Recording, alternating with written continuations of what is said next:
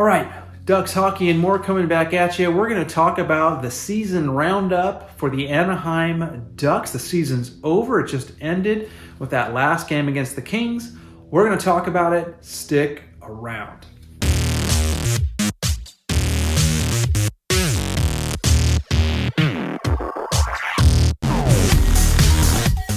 All right, guys, Ducks fans, NHL fans too, you got to listen to this video. Anaheim Ducks finished up their 22-23 season just recently against the Kings. The season is over. All 32 teams have played all 82 games. So here we're done. Ducks are done. Guess what, guys? The Ducks did it. They came in dead last. They did it, man. Dead last. Yeah. So listen. Yes, I'm excited about that for obvious reasons. We'll talk about it in a second. But at the same time, man, dude, dead last? Really? I mean, this team is way better than the record shows. I mean, coming in dead last is not a representation of what this team is capable of. I believe that through and through.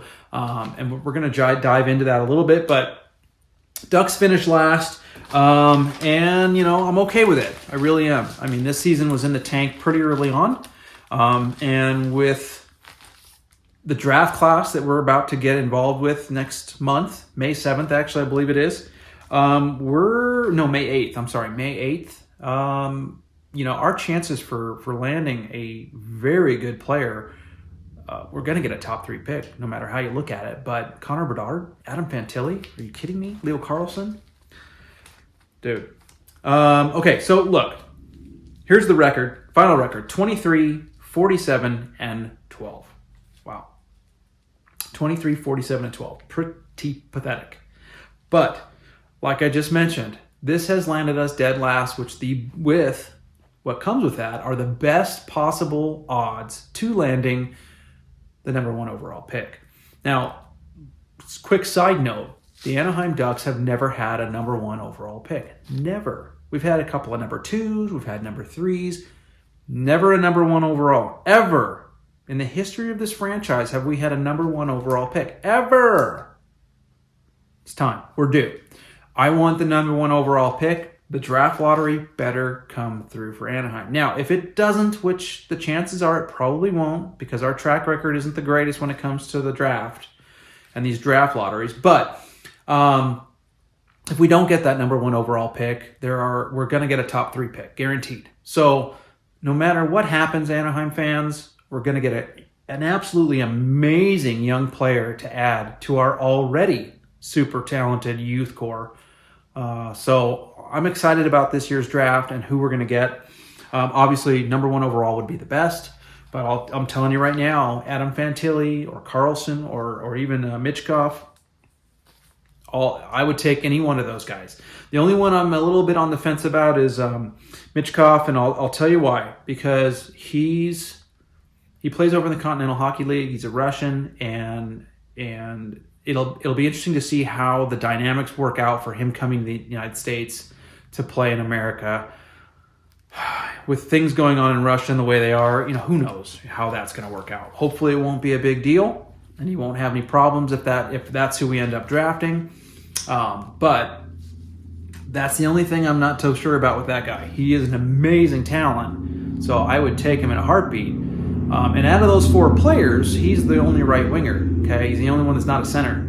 There's got 3 centers and then Michkov, which is a right winger. So either way, long story short, hey, let's jump back towards the Ducks. Draft lottery on May 8th. I mentioned that before. They have an 18.5% chance of getting the number 1 overall pick. Now that's going to land between Columbus and Chicago. More than likely, one of these 3 teams, Ducks, Columbus, or Chicago, are going to get that number 1 overall. I really hope the Ducks get it. I think we're due. We need it. We have to get it. We've never had it. So anyways, as I said before, guaranteed a top 3 selection. Bedard, Fantilli, and Leo Carlsson. Bedard, obviously, we've heard about, plays for the Regina Pats in the Western Hockey League. Has an amazing, amazing year.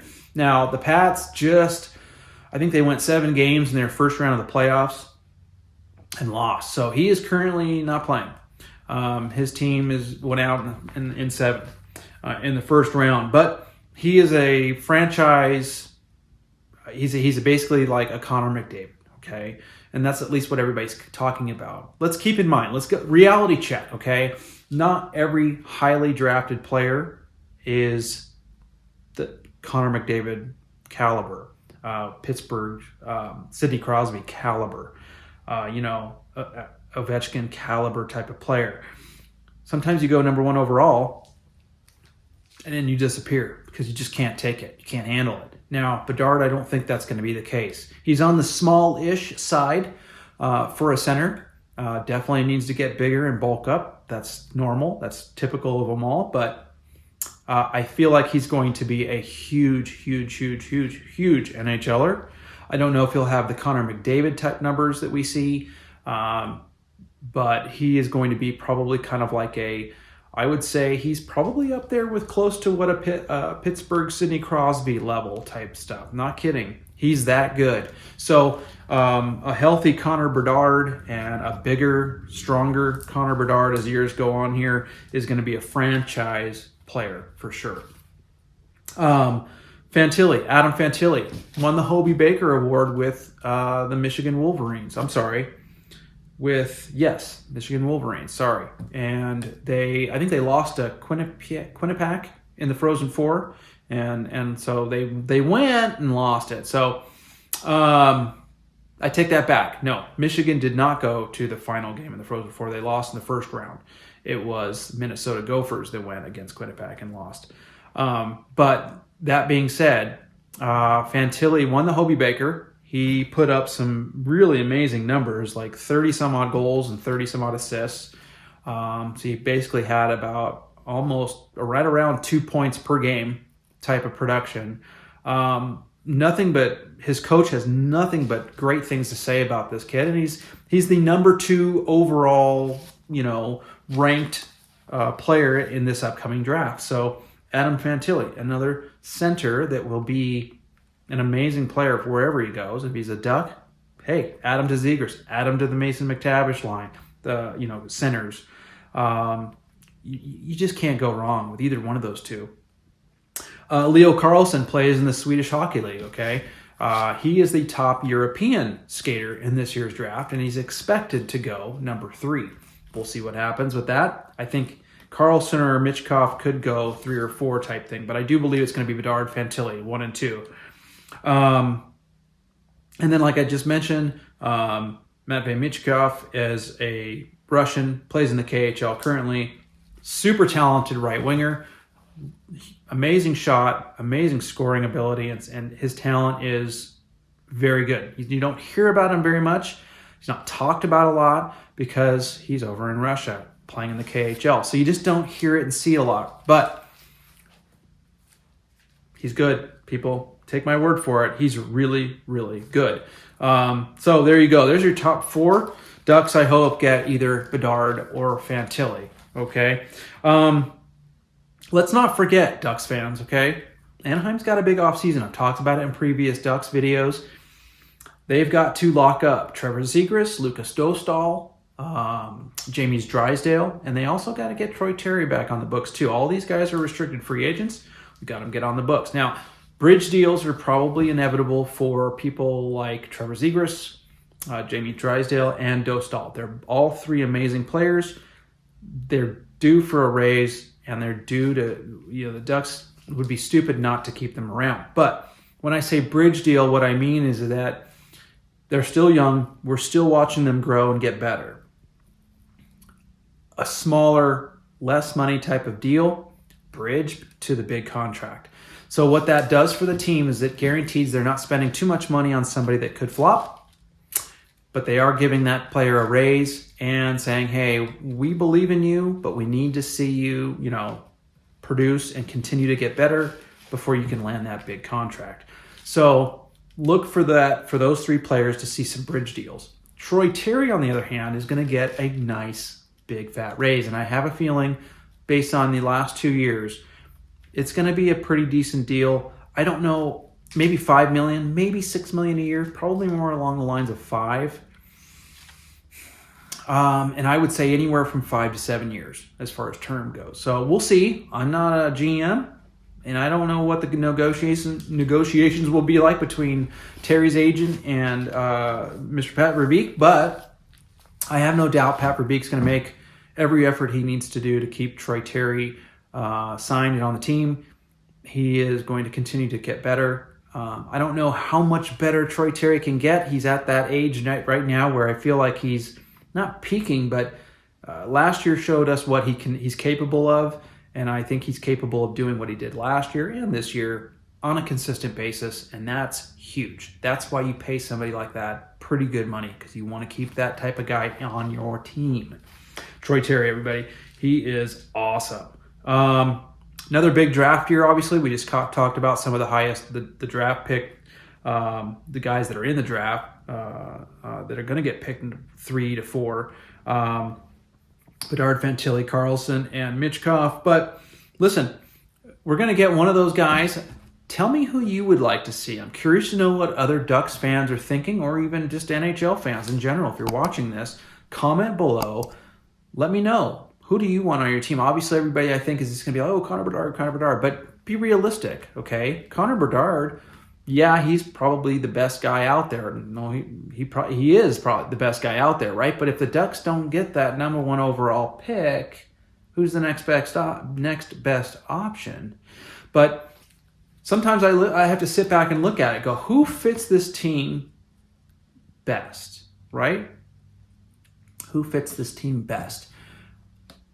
If I had to really, I mean, and I'm not saying this because he is the projected number 1 overall, but Connor Bedard, quite honestly, is what the Ducks needed. The Ducks have needed a true number 1 overall, amazing scoring machine like a Connor Bedard on their team. They've needed this for years. Bob Murray never pulled the trigger and went after a pure goal scorer. And they've always kind of just stumbled along. Through the years, they've had some really good teams, but they've never had this super dynamic, since the Solani and the Korea days, you know what I mean? We've never had that legitimate, holy crap, so-and-so's on the ice. So, like, when you're watching the Edmonton Oilers, who are you watching? Connor McDavid. That's what I need from the Ducks. Connor Bedard can bring that to the team. They need that.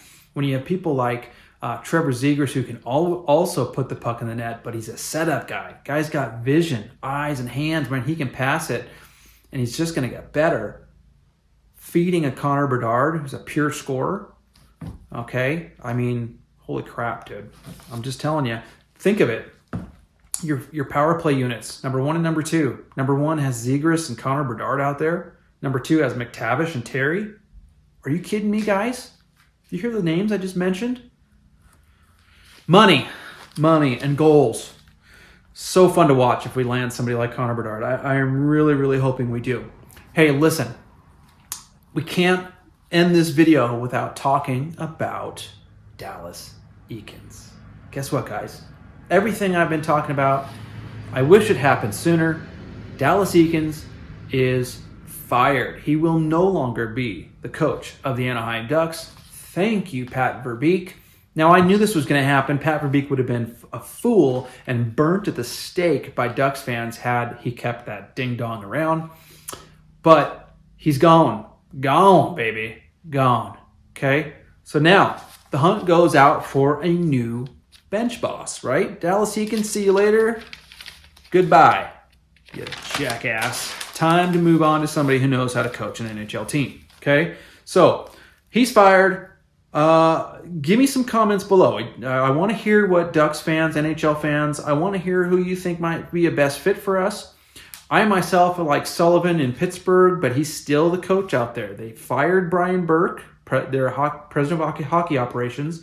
They just fired Ron Hextall, their GM, and I think his name is Pryor, their assistant GM. So basically, the ownership in Pittsburgh has said enough's enough. With Burke and Hextall, you guys didn't cut it. Pittsburgh didn't make the playoffs this year. They've made the playoffs 16 years in a row, and this year they failed to make the playoffs. So they fired all of them. They did keep Sullivan on as coach for now.